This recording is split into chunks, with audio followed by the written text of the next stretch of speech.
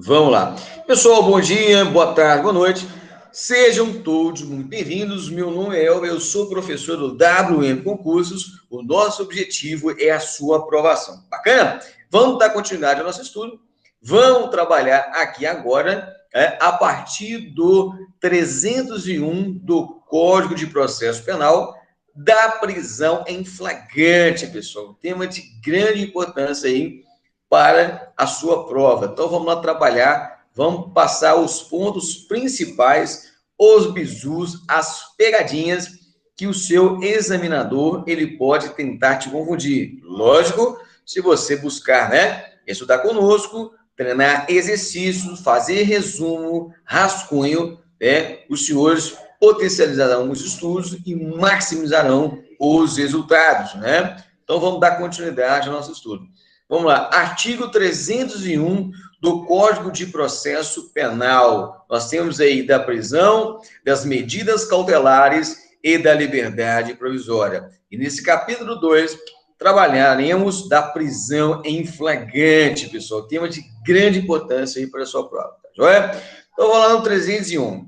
Fala assim, ó, qualquer do povo poderá e as autoridades policiais e seus agentes deverão prender quem quer que seja encontrado em flagrante delito. O flagrante delito, o flagrare, vamos trabalhar daqui a pouco no 302.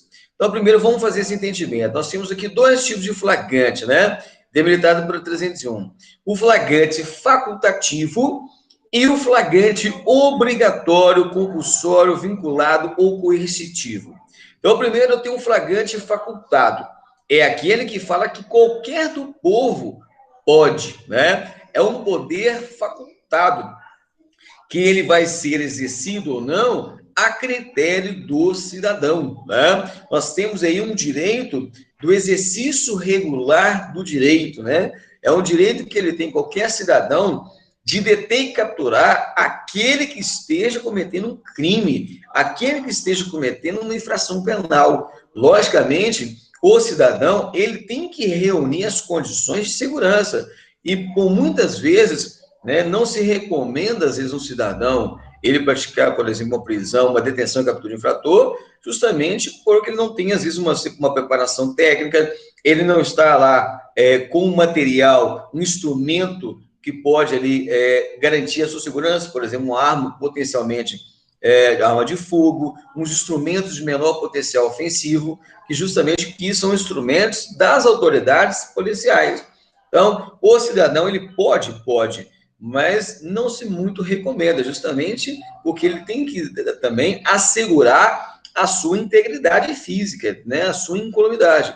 Então, muitas vezes, nós, inclusive, sugerimos que quando houver uma intervenção, faça, se na extrema necessidade, na garantia da vida, e justamente tentando reunir, principalmente, as questões de segurança dele, pela falta, de não ter o preparo técnico, de intervenção frente a uma situação de ato criminoso. Então, o cidadão, ele tem essa faculdade, ele não tem esse dever, diferentemente das autoridades policiais e seus agentes, que têm lá o treinamento técnico, a sua qualificação profissional, as técnicas de intervenção, que são os métodos e procedimentos para intervir, que são utilizadas, que formam o conjunto de uma intervenção tática, Ou seja, a maneira de se colocar no terreno, um emprego do uso diferenciado da força adequado, Então, o cidadão, ele não tem essa preparação que os agentes da lei têm. Então, por isso que os agentes da lei, eles têm o dever de agir.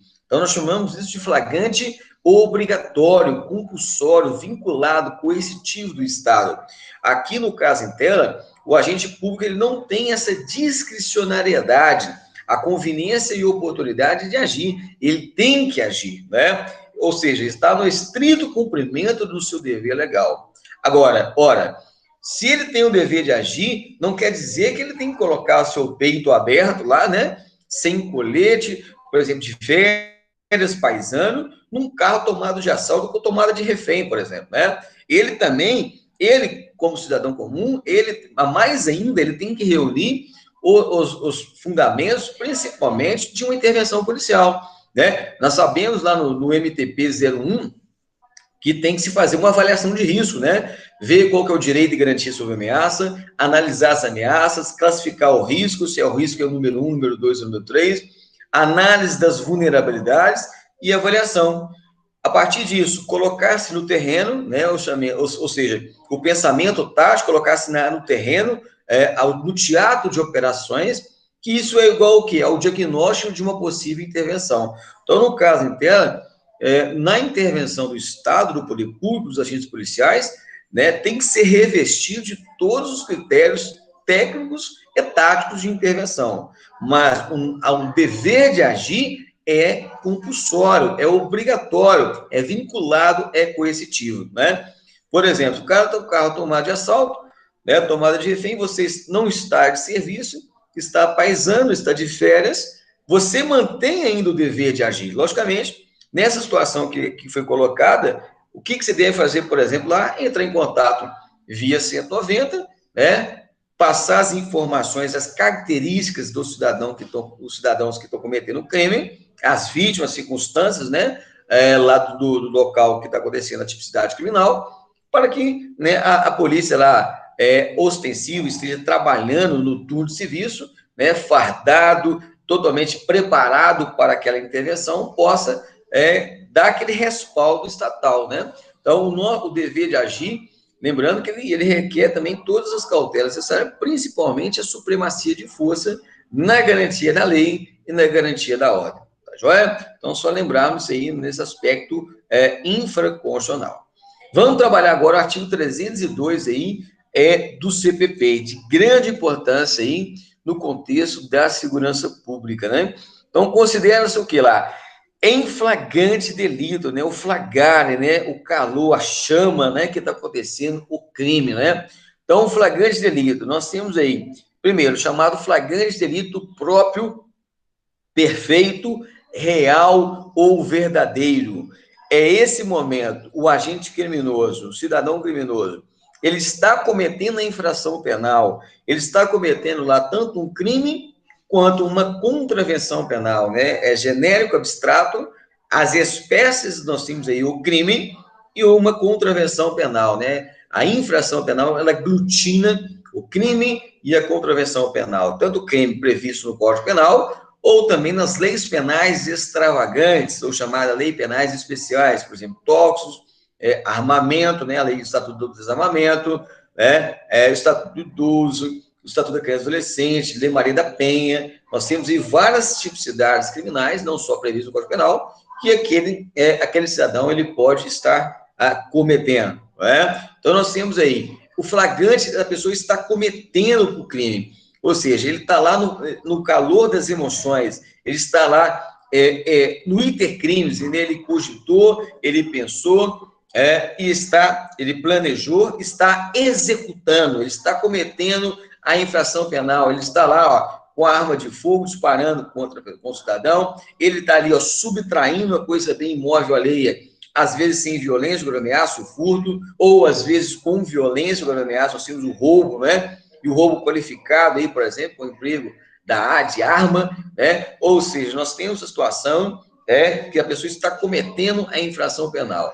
Ou eu tenho uma situação ainda, que é o flagrante próprio, que ele acaba de cometer. Professor, o que é a situação de acabar de cometer? Ele está ali, ó, ele está ali ainda próximo da vítima, ele está ali próximo do lugar do delito, ele é encontrado imediatamente após o cometimento da infração, né? Ele está ali, ó, ele realizou 2, 3 disparos em desfavor da vítima e está ali no local. Ele está ali no local, ele está ali com a arma ali, ele está ali por exemplo, com a faca ali, empunhado sangue ainda, jorrando ainda, né? Pela pessoa, a arma lá, a faca está na sua mão, o sangue escorrendo pela mão da pessoa. Ele está ali, ó, quando ele subtrai aquele crime contra o patrimônio ali, ó, ele está próximo ainda daquele local aonde foi subtraído aquele bem, né? Por exemplo, no estupro ali, ó, ele está próximo ali à pessoa onde houve a conjunção carnal ou a prática do ato libidinoso, né? Então ele acaba de cometer ali, ó, a pessoa ainda, ele está sem as vestes, né? Ele está ali sem as suas vestimentas, então ali acaba de cometê-lo. Nós chamamos isso de flagrante delito próprio, perfeito, real ou verdadeiro, né? Então, a pessoa está ali, ó, no flagrante, nas chamas, né? Cometendo e acaba de cometê-lo. No fato, imediatamente ainda, ele não se afastou ainda do lugar da vítima e do lugar do direito, lá do delito que está cometendo, né? Então, isso é um flagrante direto, próprio, perfeito, real e verdadeiro. Tá joia? Nós temos agora a figura do flagrante impróprio, imperfeito, irreal ou quase um flagrante, a doutrina entende, né?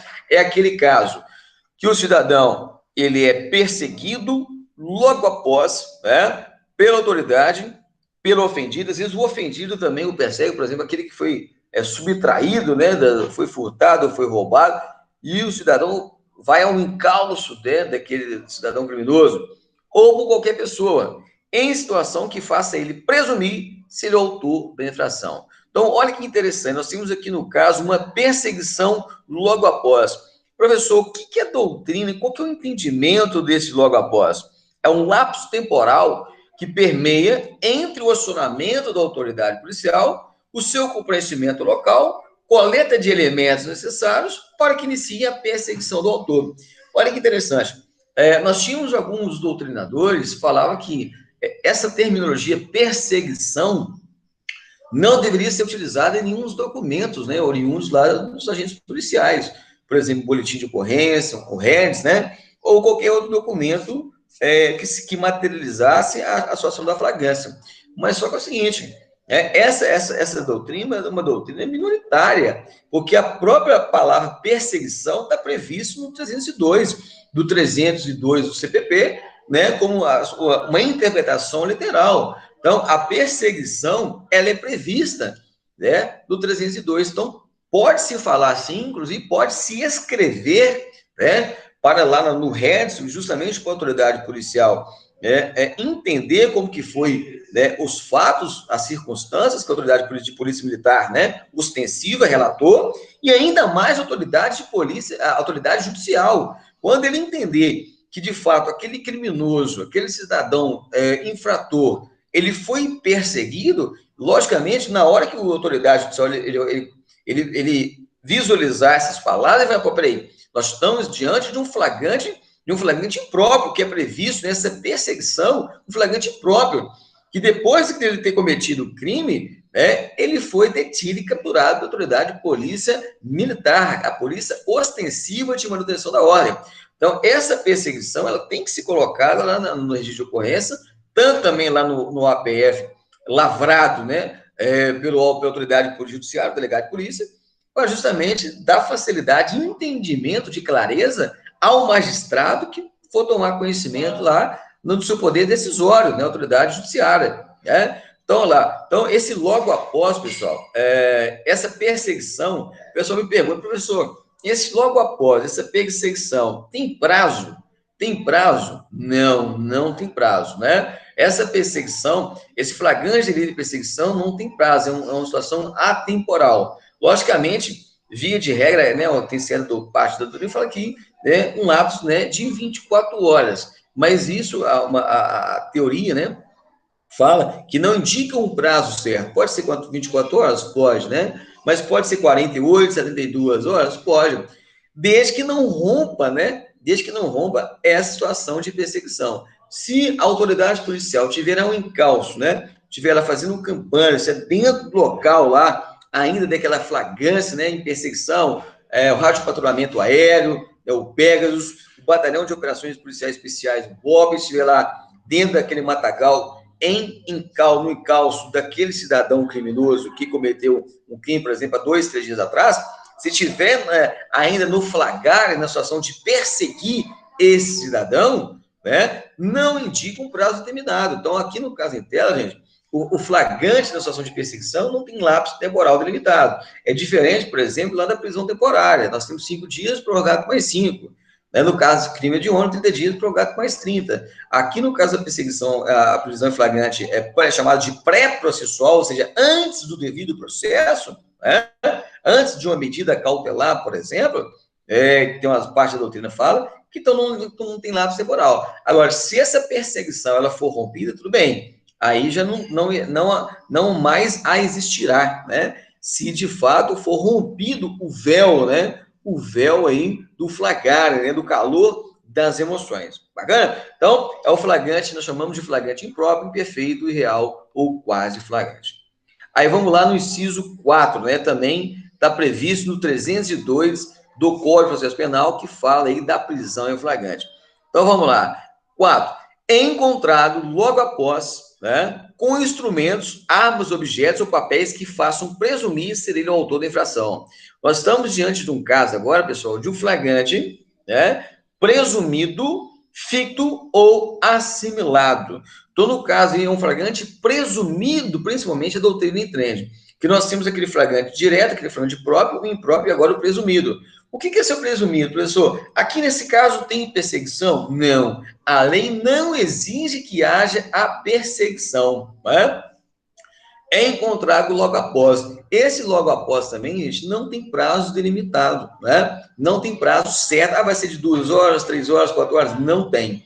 Ele é encontrado logo após o cometimento do crime, com instrumentos, né? Ah lá, armas, objetos ou papéis que façam presumir ser ele autor da infração. Ou seja, há indícios, há veemente indícios de autoria e participação do crime, né? Então, no caso em tela, nós temos aqui um flagrante presumido, né? Um flagrante presumido aí, que constitua ele ali indícios da prática criminosa, né? Então, aqui nós temos um flagrante presumido. Ele é encontrado logo após com instrumentos de armas, objetos que façam ele presumir se ele é autor da infração. Lembrando que esse logo após também não tem lapso temporal, tá joia? E lembrando que aqui não há necessidade da perseguição no caso interno. Não há necessidade da perseguição. Então, o flagrante é direto, próprio, impróprio e o flagrante presumido do inciso 4. Tá joia? Importante destacarmos aqui, né? Algumas figuras, né? Que nós temos aí da doutrina, né? Que muitos me perguntam, né? O flagrante preparado, provocado e também aquele flagrante forjado, né? São flagrantes aí proibidas no ordenamento jurídico, né? Nós vimos agora o flagrante do 302, que é o flagrante permitido. Está cometendo crime, acaba de cometê-lo, é perseguido ou encontrado com objeto logo após, constitui-se o autor do fato. Então, flagrante próprio, impróprio, presumido. Então, isso é previsto no ordenamento jurídico. Então, pode prender, pode não, deve prender pela autoridade, no caso interno. Agora, nós temos 2 flagrantes aí que a doutrina entende que são flagrantes proibidos no ordenamento. Não se pode prender, né? É aquele flagrante preparado, provocado, a gente chama isso de crime de ensaio, né? E o flagrante forjado, né? Então, vamos lá, vamos entender primeiro, então, o que é o flagrante preparado?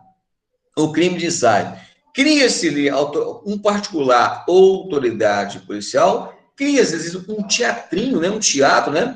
De forma insidiosa, para instigar o agente a praticar o delito. Ou seja, cria uma situação, né, para que o agente ali cometa o crime e a autoridade não deixe que aquele delito se consuma. Por exemplo, os agentes policiais ligam para o cidadão infrator para que ele venha a vender um certo material ilícito e quando ele for efetivar a venda, né, ou seja, de maneira... uma preparação pelos agentes da lei, né? Os agentes da lei vai e não deixa que aquele crime se consuma, né? Ou seja, uma prisão, um flagrante preparado pelos agentes da lei. Eles provocam a conduta do agente criminoso. Então, aqui no caso em tela, é um flagrante preparado, né? Prepara ali, ó, faz um ensaio, faz um teatro, para que o cidadão criminoso ele venha, por exemplo, a consumar-se a venda de um material ilícito, e nesse momento as autoridades policiais o prendem. Essa prisão ela é ilegal. E se a prisão é ilegal, cabe relaxamento pela autoridade judiciária. Ou seja, cria ali uma preparação, provoca uma conduta do cidadão que está cometendo um crime. Isso é o flagrante preparado. Isso é proibido no ordenamento jurídico brasileiro. Inclusive, o Supremo Tribunal Federal, na súmula 145 do STF, fala, né? 2 requisitos para o flagrante preparado. A preparação, ou seja, naquele teatrinho, né? E não consumação do delito, ou seja, não deixe que o delito se consuma, né, pela intervenção já direta pela autoridade policial. Então, isso é proibido no ordenamento. Da mesma forma, o flagrante forjado, fabricado, maquinado ou urdido, né? Por exemplo, quando os agentes policiais ou particulares criam provas de um crime inexistente, a fim de legitimar falsamente uma prisão em flagrante, né? Então, esse, no caso, em tela, pode configurar, né, um crime por parte, inclusive, até dos agentes da lei, né? Inclusive, também um abuso de autoridade pela Lei 13.869 de 2019, um crime forjado, né? Por exemplo, planta uma prova no local de crime, ou aquele de um cidadão, para acusá-lo sem que ele tenha cometido um crime, né? Isso a gente vê até nos filmes, né? A tal Java, né? Em alguns filmes americanos, a gente vê isso aí, né? Um cidadão, ou a autoridade lá planta lá, por exemplo, uma droga dentro do veículo do cidadão, ou um armamento, por exemplo, para incriminá-lo, né? Nós chamamos isso de flagrante forjado, fabricado, maquinado ou urdido, né? Então, cria uma situação falsa, ilegítima de crime. Então, se é ilegítima de crime, não há que se falar em tipicidade criminal, né? Então, flagrante forjado também é proibido no ordenamento jurídico. Agora, nós temos dois tipos de flagrantes e que são previstos, né? O flagrante prorrogado, protelado, retardado ou diferido, né? É uma da primeira hipótese, que é aquela prevista na lei de entorpecentes, na lei 11.343 de 2006, lei de tóxicos, lei de entorpecentes, na lei de lavagem de dinheiro de capitais e na lei de organização criminosa, lei de grande importância, que é a lei 13.850 de 2013, que é a lei de organização criminosa. Aí o que acontece? Levando ao conhecimento do juiz, da autoridade, né? Na lei de drogas, inclusive o juiz tem que autorizar, na lei de organização criminosa, o juiz tem que só comunicar à autoridade judicial, né? Ação controlada, ou seja, espera o melhor momento, retarda aquela intervenção policial, aguarda o melhor momento, né? Deve ocorrer lá no momento mais oportuno do ponto de vista da investigação ou da colheita de provas, ou seja, protela aquele ali, ó, retarda, espera o melhor momento, ao invés de, por exemplo, prender aqueles pequenos cidadãos infratores, busca lá, por exemplo, o chefe da facção criminosa. Por isso aí, inclusive, é utilizada, às vezes, até a infiltração de agentes policiais, né, em organizações criminosas, em facções criminosas, justamente para o melhor momento de realizar a prisão. Nós chamamos de flagrante prorrogado, protelado, retardado ou diferido. Então, esse flagrante é legal, é previsto. Da mesma forma, pessoal, é o flagrante esperado. Esse flagrante esperado, ele pode também ser realizado, aqui no caso dela, pela polícia ostensiva de manutenção da ordem, polícias militares, aquela polícia de rua fardado, né, equipado, viaturas, giroflex, né, é o flagrante esperado, e tudo bem. O que é esse flagrante esperado? Sem a utilização de agente provocador. Ali não cria-se um teatro. Espera-se, por exemplo, montar, né, a conduta criminosa no local, por exemplo, uma boca de fumo, né?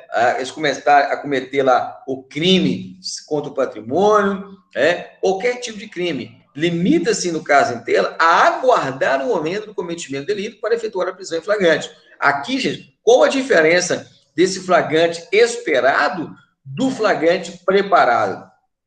O esperado, não há induzimento, não há instigação ou provocação, não há aquele teatro, né? Não há aquele crime de ensaio, não há aquela preparação, né? Os agentes não criam uma situação, né? Em tela, né? Não há esse induzimento para a prática do agente que vai cometer o crime. Simplesmente os agentes da lei aqui esperam o melhor momento de agir, né? Quando eles vão lá cometer o delito, age naquele momento, né? Não há uma situação ali de um teatro, né? De uma instigação, de uma provocação para que o agente criminoso ele caia, né? Naquele flagrante, né? Então, esse flagrante esperado, ele é legal, ele é garantido no ordenamento jurídico, né?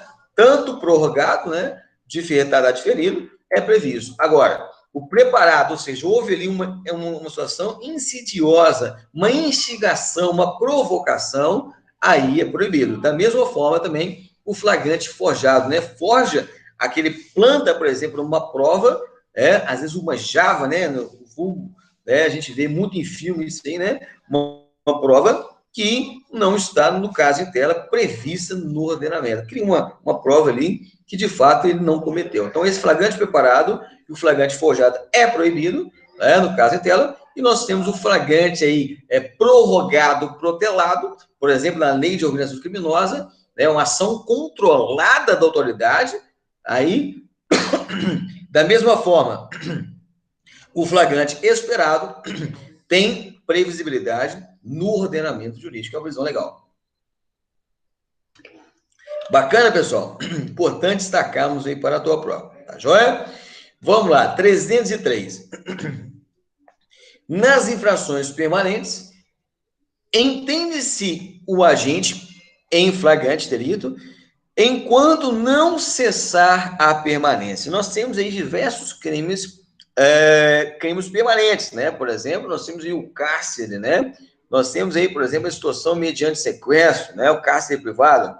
Enquanto não cessar aquela conduta criminosa, né? Esses crimes nós chamamos de infrações permanentes. Não cessa a permanência do crime. E, logicamente, tem diversos efeitos jurídicos nessas questões. Então, os crimes permanentes não cessam, né, até, né, no caso, não cessar aquela permanência dessas infrações penais. Tá joia? Tranquilo, né?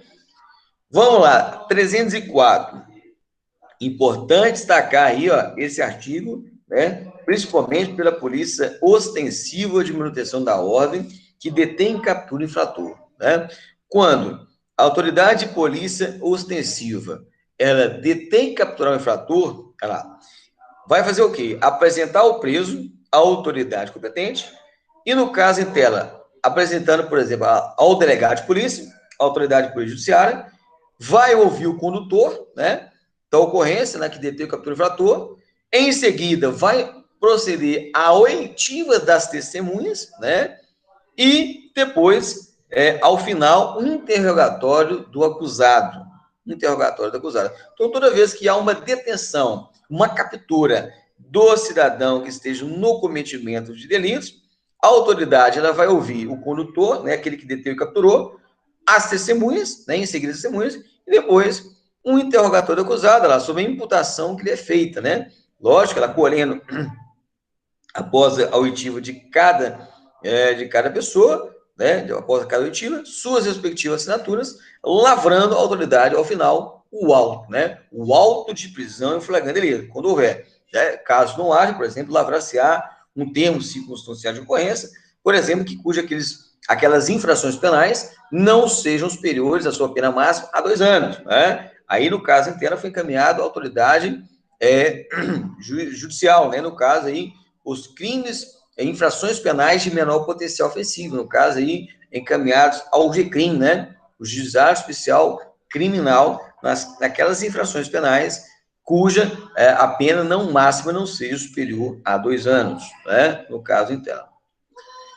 Resultando nas respostas de fundada suspeita contra o conduzido, a autoridade, olha lá, mandará recolhê-lo à prisão, né? No caso, ele tem os elementos de autoria e materialidade, recolher a prisão, exceto no caso de livrar-se solto, ou seja, no caso ele não ratificar o APF, que no caso, às vezes, cabe ali, no caso, um TCO, por exemplo, né? Cabe o termo circunstancial de ocorrência, que a pessoa responde de liberdade, né? E desde que seja condicionado que ele compareça ao local, né, da audiência, né, presidida pelo juiz, no caso dela.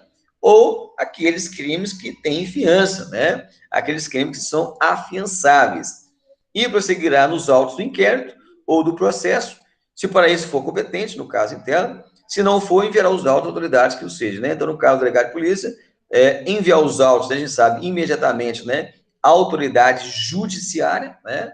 E, no caso, aí, ó, em até 24 horas, tem que ser levado para audiência de custódia, né? Audiência de custódia que será realizada em até 24 horas a partir da prisão do autor.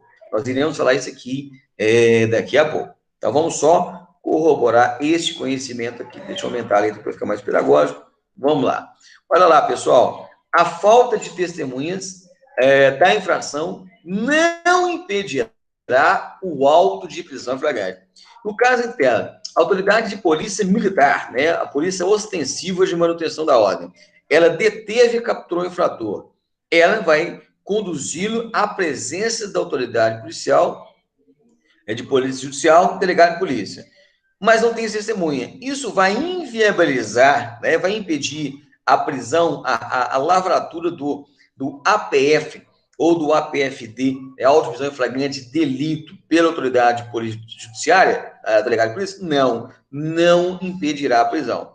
Agora, no caso, se não tiver testemunha, né, olha lá, nesse caso, com o condutor, deverá assiná-lo pelo menos 2 pessoas que hajam testemunhado a apresentação do preso à autoridade. Então, nós temos aí, se não tiver testemunhas no caso da conduta criminosa, pelo menos que tenha 2 testemunhas de apresentação do preso à autoridade, né? Então, esse é o que prescreve o CPP no que tange as questões, né, de prisão.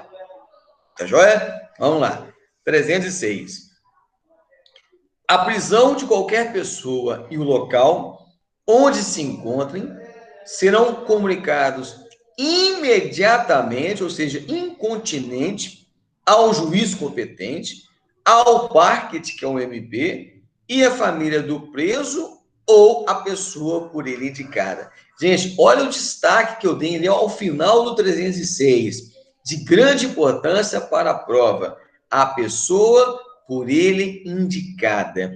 Por quê, pessoal? Aqui eu quero destacar, né, que é um rol aberto, porque às vezes a pessoa ela não tem família, ou às vezes tem família e a família não está nem aí para aquele preso, né? Então, às vezes, ele entra em contato com um amigo, ele entra em contato com um colega, ele entra em contato, às vezes, com o seu relacionamento pessoal, que vai dar amparo, que vai dar apoio nesse momento de prisão, né? Então, no caso em tela, tem que ser comunicado ao juiz imediatamente, ao Ministério Público, à família do preso ou pessoa por ele indicada. Justamente nessa ausência familiar, ele leva conhecimento da pessoa que pode dar subsídio, pode dar condições para que ele exerça a ampla defesa e o contraditório. Olha lá, em até 24 horas após realizada a prisão, será encaminhado ao juiz o auto de prisão em flagrante. Então, os autos têm que ser remetidos ao magistrado. E caso o autuado não informe o nome do advogado, cópia integral para a defensoria, né? Caso ele não tenha advogado constituído, né, os autos têm que ser remetidos com cópia para a defensoria, justamente para garantir, né, o contraditório e ampla defesa, na garantia do devido processo, né? Para que ele possa contraditar e colocar ali, né, às vezes impetrar, por exemplo, um habeas corpus, se entender que a prisão foi legal, ou uma solicitação de uma liberdade provisória, caso haja os requisitos legais da liberdade provisória, no caso em tela, que é a regra, né? A regra é livrar-se solto, né? A exceção que não é uma situação de prisão preventiva ou prisão temporária, nós chamamos de medidas cautelares, que tem que ter devidamente justificativas e motivações pela autoridade judicial. O parágrafo 2º estabelece que no mesmo prazo, será entregue ao preso, mediante recibo, a nota de culpa, assinada pela autoridade, com motivo da prisão, ou seja, por que ele foi preso, o nome do condutor e o das testemunhas. Então, a nota de culpa, gente, tem que ser entregue ao preso em até 24 horas. Os autos têm que ser remetidos pelo delegado de polícia, né, ao juiz em até 24 horas, e também tem que ser expedida a nota de culpa, né, pela autoridade de polícia judiciária, também a nota de culpa em até 24 horas. Isso é um direito fundamental do preso, né? Então, a nota de culpa. O que a nota de culpa vem trazer? Vem trazer a assinatura, a assinatura da autoridade policial, os motivos da sua prisão, ou seja, por que ele foi preso? Não, ele foi preso porque houve uma subtração de coisa bem imóvel alheia, com utilização de violência ou ameaça, né, em desfavor da vítima total, né? o nome do condutor, né? Ou seja, quem que conduziu, quem fez aquela detenção e captura, e as testemunhas que presenciaram, né? Que presenciaram o ato criminoso ou que presenciaram, no caso em tela, né? A entrega, né? Do preso à autoridade competente. Tá joia? Gente, 310. Esse 310 aí também, nós tivemos alteração pelo pacote de crime, né? No que tange aí, ó, a audiência de custódia, de grande importância aí para a sua prova. Olha lá, vejamos. Após receber o auto de prisão em flagrante, no prazo máximo, nós vimos, né? De até 24 horas após a realização da prisão, ou seja, detenção e captura, o juiz deverá promover a audiência de custódia com a presença do acusado, do seu advogado ou membro da defensoria, no caso, se tiver advogado, e o membro do Ministério Público, ou seja, o promotor de justiça. E nessa audiência, o juiz deverá fundamentadamente, olha aí, ó, o que compete ao juiz. Então, antes de entrar naquilo que o juiz tem por obrigação, vamos lembrar aqui, então, os autos pela autoridade de polícia judiciária, delegado de polícia, tem que ser remetidos ao juiz em até 24 horas. Da mesma forma, a nota de culpa, tá joia? Em 24 horas, a nota de culpa tem que ser entregue ao preso. Agora, nessas mesmas 24 horas, né, após receber o auto de prisão, olha lá, no prazo máximo de 24 horas, tem que ser levada lá a realização da prisão, né, após a realização da prisão, o juiz deverá promover a audiência de custódia, né? E tem que ser levado à audiência de custódia também em 24 horas após a prisão. Então, importante destacar. E o que o juiz deverá fundamentadamente? O que o juiz tem que fazer de maneira fundamentada? O que o juiz tem que motivar? Ó, olha lá. Primeiro, ele tem que motivar ó, relaxamento da prisão ilegal. Então, se a prisão ela foi ilegal, por exemplo, se não tiver elementos de autoria e materialidade, né? O fumus comissi delicti, né? A fumaça do cometimento do delito, né? Ele vai fazer o quê? Relaxar a prisão. Uma prisão ilegal será relaxada, ou seja, faltar elementos, né? Previstos no CPP para que seja realizada a prisão, né? Então, a prisão ilegal vai ser relaxada. Segundo, converter a prisão em flagrante em preventiva, desde que tenha os requisitos da 312 do próprio Código de Processo Penal. Então, o juiz, no caso em tela, ele vai converter aquela prisão em flagrante, aquela prisão que nós chamamos de pré-processual, uma preventiva, desde que esteja lá, né, os requisitos lá do 312 do Código Penal. Ô, professor, me destaca aí o 312. Quais são os requisitos, só para a gente lembrar? Vamos lembrar, né? Importante destacar isso para a tua prova. Olha lá, olha o que vem estabelecer o 312 do CPP. A prisão preventiva, lá, pode ser decretada como que ela? Como garantia da ordem pública, da ordem econômica, né? Por conveniência da instrução criminal ou para assegurar a aplicação da lei penal quando houver prova de existência do crime, indício suficiente de autoria e o perigo gerado pelo estado de liberdade do imputado. Então, aqui nós temos aqui os dois elementos fundamentais que fundamentam a ideia da prisão preventiva. Primeiro, o fumus comissi delicti, a fumaça do cometimento do delito, ou seja, há ali, ó, prova de existência de crime e indício suficiente de autoria e no caso, o perigo libertatis, ou seja, o perigo da liberdade daquele autor do crime, né? Aquela pessoa que foi lá indiciada ou está sendo processada pelo cometimento do crime. Esse cidadão, ele coloca, né, em risco a garantia da ordem pública ou da ordem econômica, ou ele pode atrapalhar na instrução do processo, inclusive no ato investigatório. Então, o juiz ele pode decretar uma prisão preventiva. Agora, lembrando, hein? Conforme o bloco anterior nós destacamos, o juiz não mais pode, de ofício, decretar uma preventiva. Ele não pode.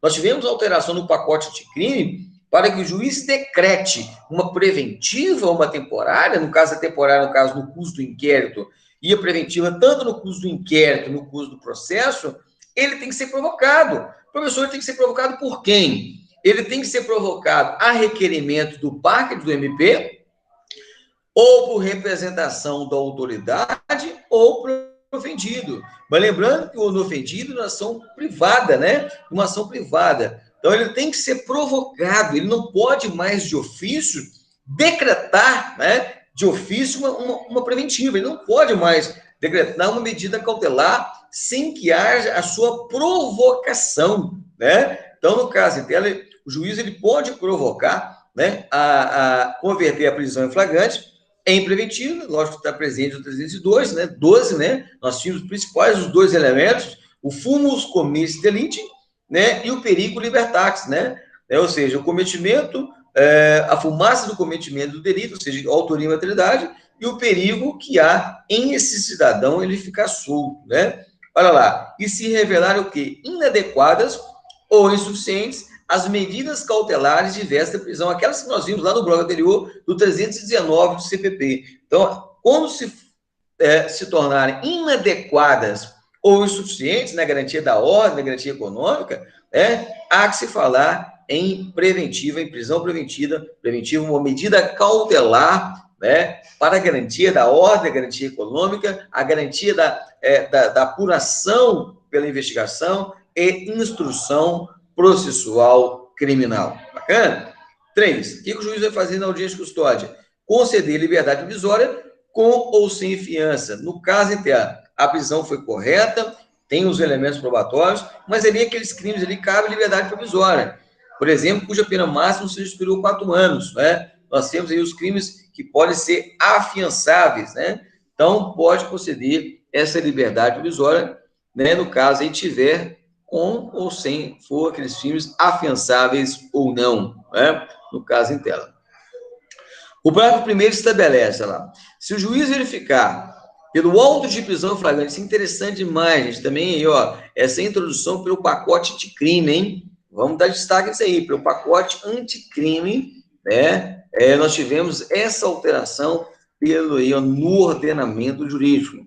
Olha lá, se o juiz verificar pelo auto de prisão em flagrante, né, que o agente praticou o fato em qualquer das condições do inciso 1, 2 ou 3, o artigo 23. Professor, o que é o inciso 1, 2 e 3 do 23? Nós chamamos de excludente de ilicitude. Então, se o agente praticou o fato, né, a situação, a tipicidade criminal, dentro da excludente de ilicitude, estado de necessidade, legítima defesa, ou no estrito cumprimento do dever legal, ou no exercício regular do direito, o juiz poderá fundamentadamente conceder liberdade ao acusado, uma liberdade provisória ao acusado, porque ali existe elementos probatórios de legítima defesa, por exemplo, né? Ou o agente da lei, vou dar um exemplo de um agente da lei, que para repelir injusta agressão real e iminente, foi necessário fazer do uso diferenciado da força, o uso potencialmente letal, com o disparo de arma de fogo, para fazer cessar aquela injusta agressão, para neutralizar o cidadão que, ora, decidiu confrontar os agentes da lei, né? Então, pela ação do criminoso, do cidadão criminoso, que decidiu confrontar-se com os agentes da lei, neste momento houve uma reação do Estado para fazer cessar aquela injusta agressão na ideia da garantia da vida, na garantia da ordem pública, do bem-estar social, na garantia da incolumidade física e patrimonial dos cidadãos de bem. Houve a necessidade de repelir injusta agressão, pois os cidadãos infratores, eles optaram por confrontar os agentes da lei. Eles optaram para enfrentar os agentes da lei. Então, nesse caso, há uma conduta de legítima de defesa praticada pelos agentes da lei. Então, nesse caso, conceder-se a liberdade provisória, porque houve uma excludente da ilicitude criminal, né? O fato ao crime, né? O fato é típico, ilícito e culpável, o conceito analítico.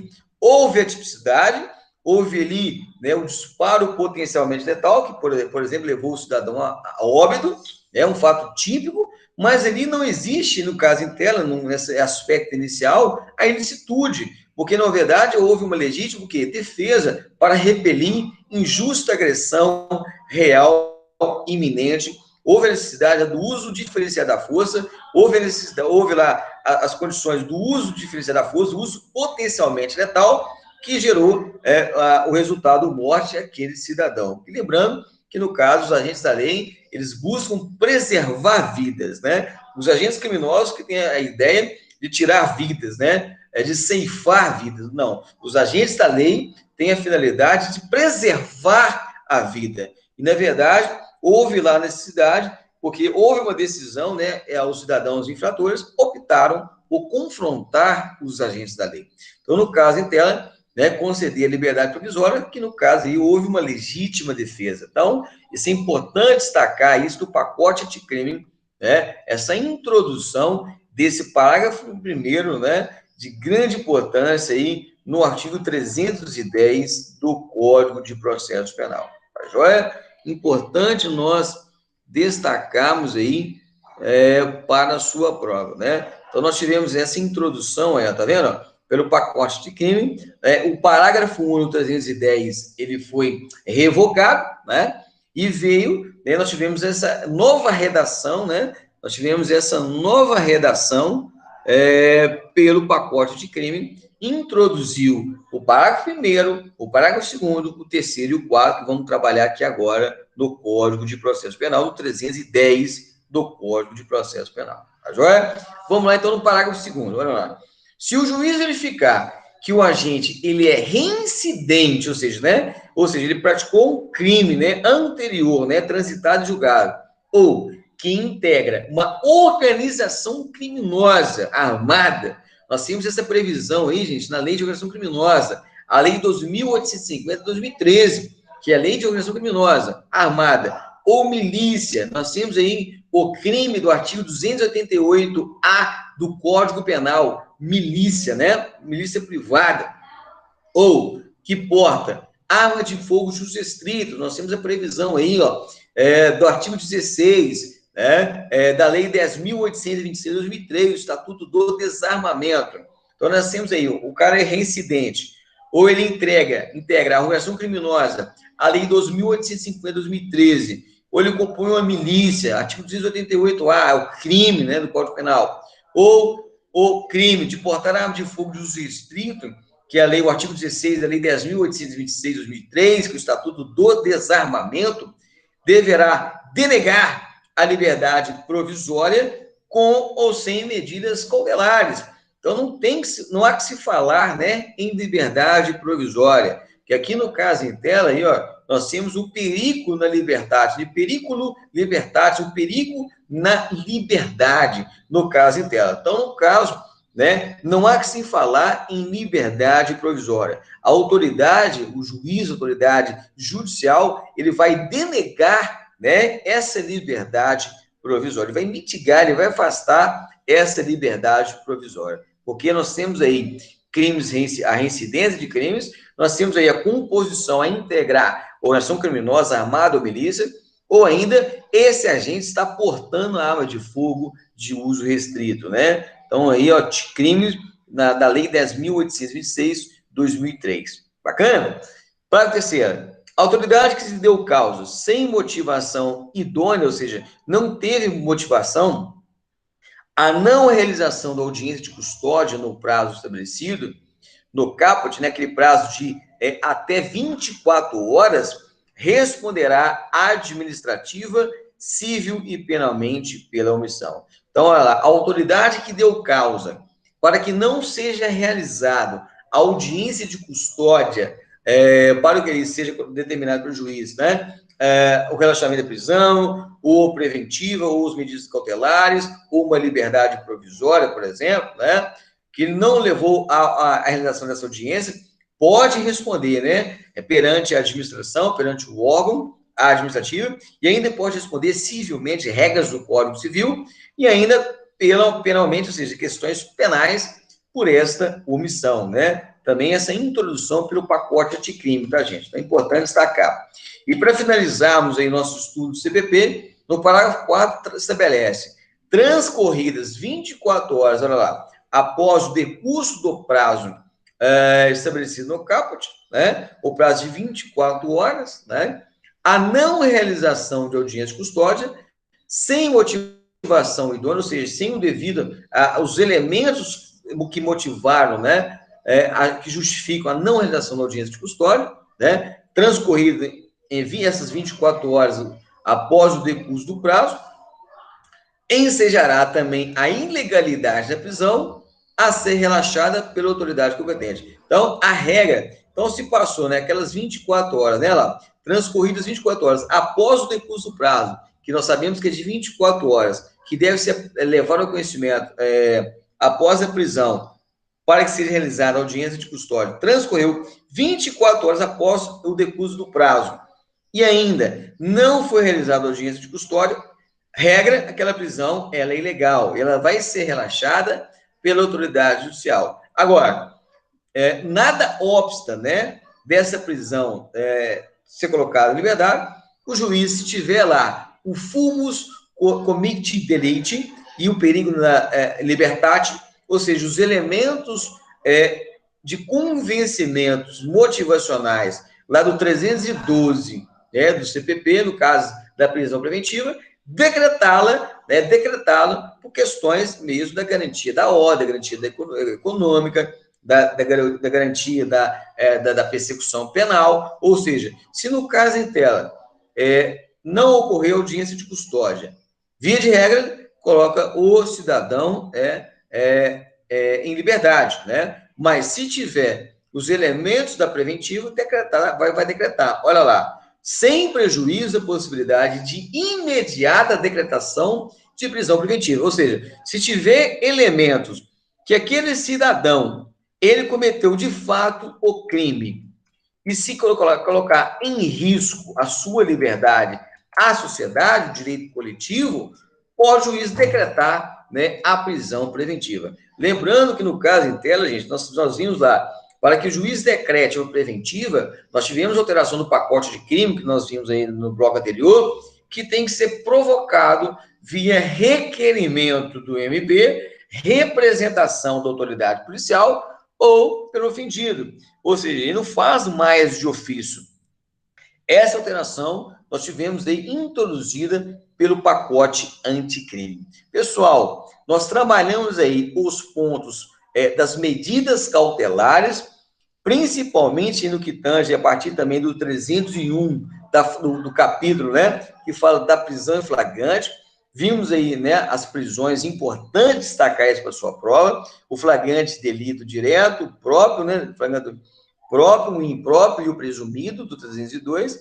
Vimos também aquela possibilidade, né, os tipos de flagrantes proibidos, né, aquele flagrante preparado, forjado, que são prisões ilegais, né, flagrantes ilegais, que são, ora, expugnados pela ordem jurídica, e temos aquele flagrante também, aquele flagrante preparado, esperado, desculpa, o flagrante esperado, melhor momento, e aquele flagrante controlado, a gente chama isso de ação controlada, que isso tem que ter lá a anuência do juiz, né, da infiltração dos agentes policiais. Na lei de organização criminosa tem essa previsão, na lei de drogas também tem essa previsibilidade, né, no caso tem que ter autorização do juiz, aquele flagrante controlado, aquele flagrante lá que espera o seu melhor momento, e também o flagrante esperado, que espera o melhor momento ali para fazer a detenção e a captura. E lembrando também os pontos principais de alteração pelo pacote anticrime, né, no que tange aí as competências, as prerrogativas do juiz, quanto em face de a decretação de uma medida cautelar, inclusive as medidas privativas de liberdade, que é a prisão preventiva, ou a prisão temporária, que ora tem que ser o quê? Tem que ser provocado pelo Ministério Público, autoridade policial ou ofendido. Lembrando que o juiz não pode mais decretar de ofício medidas cautelares. Houve essa retirada, houve essa mitigação pelo pacote anticrime de competência do juiz para decretar de ofício né, as medidas cautelares. Então, o juiz, né, não mais pode decretar de ofício medidas cautelares. Ele vai sim poder decretar, desde que ele seja devidamente provocado, para que ele, de fato, realize, né, ele decrete medidas cautelares. Bacana? Pessoal, agradeço a todos aí a participação, né? Vimos aí os pontos principais do Código de Processo Penal. Agradeço a todos e até a próxima aula. Um grande abraço, WM Concursos. O nosso objetivo é a sua aprovação. Um grande abraço e até mais.